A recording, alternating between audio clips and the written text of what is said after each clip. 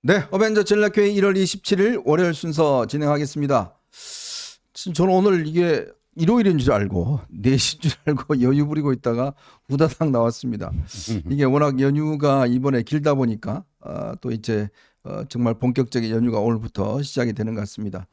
연휴가 되면 조금 그래도 여유가 생기고 이런저런 좀 돌아볼 수 있는 시간적인 여유들, 또 친구들과도 또 가족들과도 만날 수 있는 그런 여유가 생기는데, 아마 요즘 이제 만나셔서 이렇게 대화를 하시면 꽤 말다툼이 좀 많이 일어날 수 있는 소지가 있습니다. 예를 들어서 워낙 정치적으로 입장이 이렇게 많이 지금 분화되고 갈리다 보니까 아마 이렇게 좀 대화를 하시다 보면 이런저런 또 이 말다툼 때문에 서로 또 이게 다시 보지 않는다든지 뭐 그런 측면이 있기 때문에, 가급적이면 이게 너무 또 첨예한 자기 주장들이나 이런 것들을 너무 강하게 하시면 또 불편해하는 분들이 있으니까 또 그런 것들을 아마 좀 유념을 하셔야 될 것 같습니다.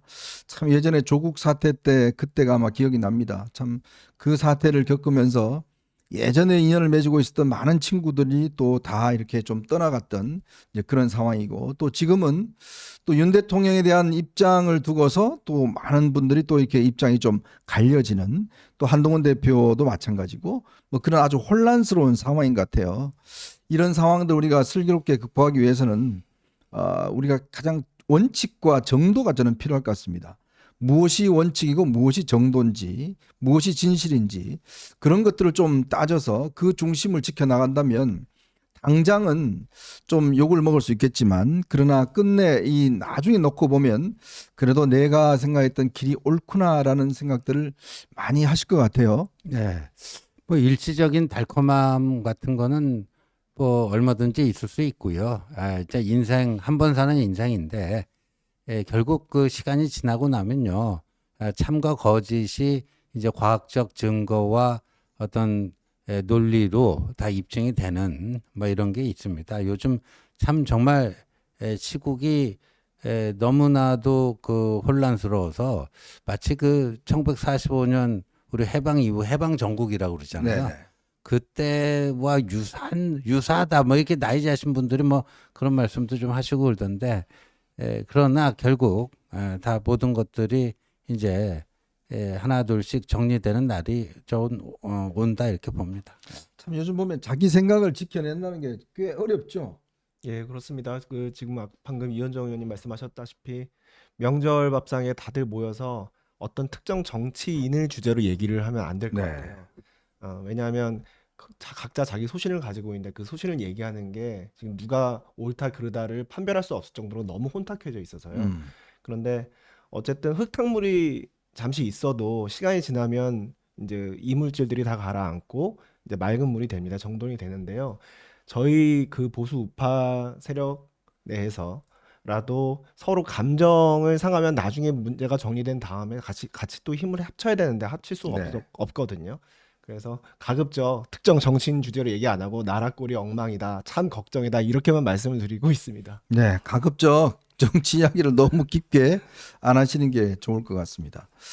요즘 이제 이 일간 신문들을 보면요, 제가 이제 뭐 또 좀 뒷이야기를 좀 해드리면, 요즘 이제 이 특히 강성 지지층들, 보수 지지층들 사이에서 이제 이 기존의 어떤 보수 신문들 절독 운동이 굉장히 크게 일어나고 있어요. 네. 그러다 보니까 신문 부수가 꽤 많이 이제 줄어든 신문사도 꽤 많이 있습니다. 이게 이제 마치 자신들과 좀 입장이 다르고, 특히 이제 탄핵 국면들, 또 그다음에 대통령 체포 국면, 구속 국면을 거치면서 또 이제 이 강성 지지층들이 이제 결집하게 되고, 이런 것들이 이제 영향을 받아서 하면서 실제로 이제 신문에도 많은 이제 좀 이 논조에도 영향을 많이 미치는 현상이 있습니다. 자, 근데 오늘 좀 제가 이해할 수 없는 기사들 몇 가지가 있어서요. 보면 오늘 조선일보가 이 당시에 한동훈 전 대표가 이제 그 대통령에 대한 즉각적인 직무 정지 뭐 이런 걸 요청하는 데는 마치 이제 홍장원 전 이 국정원 1차장의 어떤 그 때문에 영향을 했는데, 자, 저기 오늘 보시면 저게 기사가 이제 같은 기사죠, 그죠? 같은 기사인데요. 왼쪽에 있는 게 원래 원본입니다. 그래서 제목이 한동훈도 홍장원에게 영향받았나. 조선일보 사면, 종이신문 기준으로는 사면에 실린 기사인데, 사실 사면에 이제 머릿 기사는 뭐였냐면 윤 탄핵 소추의 결정타 날리고는 이런 이제 그 제목인데 말 달라지는 국정원 넘버 투 그러니까 네. 넘버 투가 홍장원 1차장이에요. 네. 그 홍장원의 국회 증언 또 언론 인터뷰가 윤석열 대통령 탄핵 소추의 결정적인 역할을 했는데 이 사람 말이 일관성이 없다. 신뢰도가 좀 떨어진다. 그거를 사면에 이제 머리 기사로 싣고 네. 부속 기사 비슷하게 저 왼쪽에 있는 거 실은 거예요. 네. 그러니까 한동훈도 홍장원에게 영향 받았나 하는 건데 무슨 영향을 받았냐 하면 1월 6일 탄핵 저지 입장에서 갑자기 정치인 체포 지시했다. 이 확인된 믿을 만한 정보다 해갖고 대통령에 대한 조속한 직무정지 입장이 바뀌었다라는 거예요. 네. 그래서 저거 보면은 이 한동훈의 생각이 그 홍장원의 얘기를 듣고 나서 탄핵 저지, 탄핵 반대해서 탄핵 찬성으로 돌아섰다. 그런 투로 기사를 쓴 겁니다. 네네. 그 실제 기사 내용도 그랬어요. 그래서 제가 하도 어이가 없어서 이 사실관계가 문제가 있다. 네, 조선일보 측에 얘기를 했습니다. 네. 자, 여러분들 다 기억하시다시피요. 12월 6일에 이 홍장원 국정원 1차장이 국회 정보위에 나와서 증언을 했습니다. 네. 그때 이제 윤 대통령으로부터 직접적인 전화를 받았는데 요번 기회에 싹 다 잡아들여라. 그런 내용으로 했잖아요. 네. 그래서 이제 한동훈 당시 대표는 뭘 욕을 했냐면 직무정지, 대통령 직무정지를 얘기는 했지만 그때의 직무정지는 탄핵을 의미하는 게 아니었어요. 네네. 탄핵을 의미하는 게 아니라 이른바 질서 있는 퇴진, 대통령의 이선 후퇴. 그걸 1월 6일 날 요구를 한 겁니다. 네. 그 1월 7일이 12월 요? 12월 7일 잠깐. 네. 12월 7일이 토요일이었어요. 근데 여러분들 다 기억나실 거예요. 오전 10시에 윤석열 대통령이 대국민 담화 2분여짜리 그래, 짧게 했죠. 거기서 저 짧게 했죠. 그래서 거기서 탄핵에 대해서 사과하고 제2의 비상계엄은 없다. 상황하고. 그리고 이제 자신의 임기 뭐 이런 걸 포함한 모든 것들은 당의 이름을 했다. 네. 앞으로 국정 운영은 당과 정부가 맡아서 해줄 것이다. 그래갖고 당연히 그게 이제 이선 후퇴를 하는 뭐라고 본 거죠. 선언이라고. 그리고 그 다음 날 그걸 받아서 한덕수 총리와 한동훈 대표가 앞으로 그런 국정을 어떻게 운영해 나갈지에 대한 공동 기자회견을 한 거 아닙니까? 그렇죠. 네. 그리고 그 전날 그 대통령 담화가 오전 10시에 있었잖아요. 오후에는 뭐가 있었죠? 야당이 주도한 1차 탄핵 소추안이 있었잖아요. 네네. 근데 그게 어떻게 됐어요? 불발됐잖아요. 그렇죠. 왜 한동훈 대표도 거기에 찬동을 안 했기 때문에 네. 불발이 된 거예요. 이렇게 되고 그다음에 또 대통령 자신의 임기 단축 당에 이름 하겠다고 그랬잖아요. 그래서 임기 단축 그 로드맵 TF가 생겼어요. 그 이양수 의원이 그 TF 팀장을 맡았잖아요. 네. 그래갖고 뭐 2개의 안을 제시를 하지 않았습니까? 네, 그래서 질서 있는 퇴진 쪽으로 이렇게 쭉 나갔어요. 12월 7일 대통령 담화를 기점으로 해서요. 근데 그게 언제 어떻게 해서 이게 뒤집어졌는가? 여러분들 다 기억나실 텐데 12.12 대통령 담화예요. 네. 12.12 대통령 담화에서 비상계엄은 불가피한 거고 정당한 거고 합법적인 거고 그러니까 자신은 이 탄핵이든 수사든 당당하게 임하에서 싸우겠다. 국민 여러분과 함께 싸우겠다. 그 얘기를 한 거 아닙니까? 그러면서 질서 있는 퇴진 뭐 이런 것들을 사실은 거부한 거예요. 그러니까 12월 7일에 본인이 한 기자회견을 뒤집고 이제 이 강공 모드로 들어간 거죠.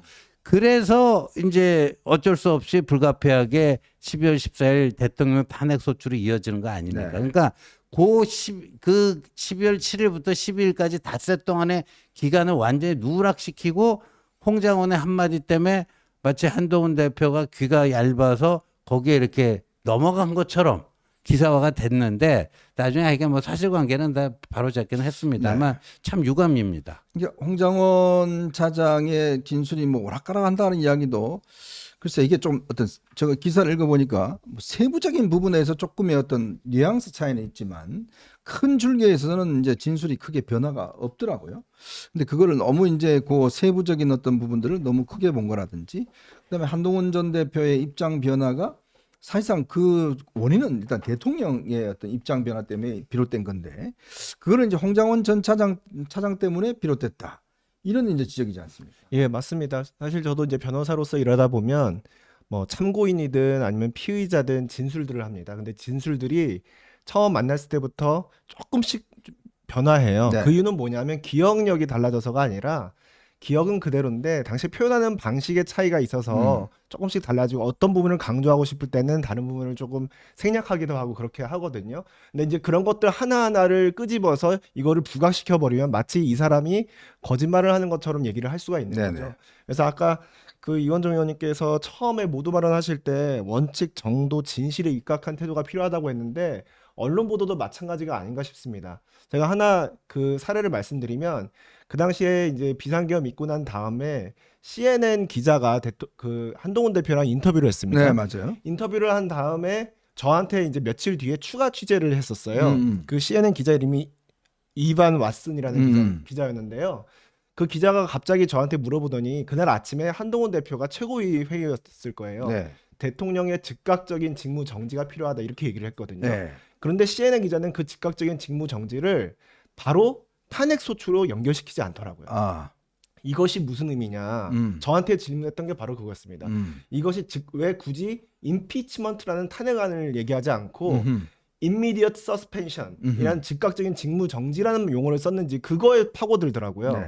그래서 그것은 한동훈 대표가 탄핵이라는 옵션을 그것만 가정해 둔 게 아니라 질서 있는 퇴진, 이선 후퇴 이런 것을 염두에 두고 있기 때문이라고 제가 설명을 해줬거든요. 네. 그러니까 그런 식으로 하나의 그 발언이라고 하더라도 그게 진실에 입각한 발언인지 진실에 입각하게 보도를 해야 되는데 이번 조선일보 보도를 보면 좀 의아한 면이 있어서 유감스럽습니다. 네.